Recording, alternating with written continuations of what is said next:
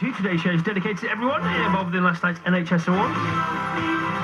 Hello, Chris. Hello, Chris Hyde, Community Resuscitation Development Officer. I have the Good Sam app on my smartphone. I've been activated by it to a cardiac arrest and was able to do CPR and use my defibrillator on the patient 10 minutes before the ambulance arrived. The lady survived, and because I live in a rural location, it can take an ambulance a little while to get to where I live, and within the 500 metres of the incident, I was able to initiate CPR and defibrillation and save a life at 4 a.m. in the morning. It's an amazing app and it works brilliantly.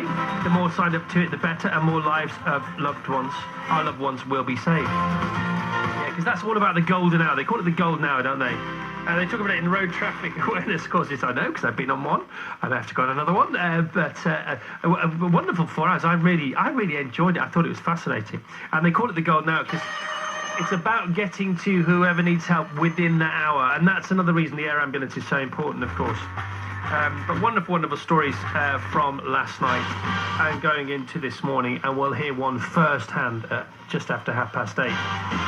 So get ready for that. Get ready for Elizabeth Hurley as well, who's here live in the studio to talk about Breast Cancer Awareness Month. Now, the TV show that we talked about yesterday, which was Old People's Home for 4-year-olds, aired last night at 9 o'clock on Channel 4. I didn't see it because I was out at the NHS Awards, but I will watch it tonight with my wife, and we will love it, and we will be ready for it because we've been forearmed and forewarned, and even more so this morning. In today's mail, there's this story. I am a complete mess. Viewers are left in tears over the heartbreaking moment a 4-year-old girl revealed she'd lost her mum during the time she was befriending an 86-year-old lady.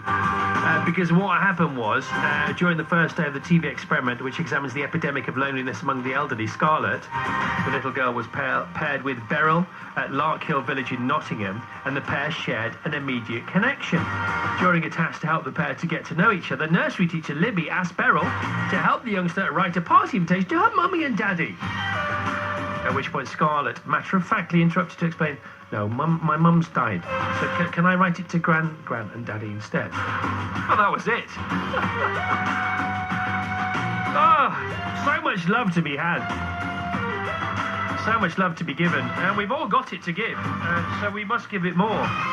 And what the world needs now and all that, more than ever. And the NHS was born itself, I suppose, 70 years ago this year on the 5th of July. But there is no National NHS Day.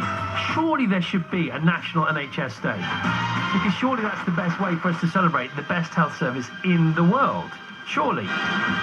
And, you know, on that day, companies could offer themselves up to give things free of charge, FOC, gratis, to anybody that works for the NHS. Anyone. Whether it's Greg's, you can have a free pasty, Thorpe Park, you can give a free entry, or whatever.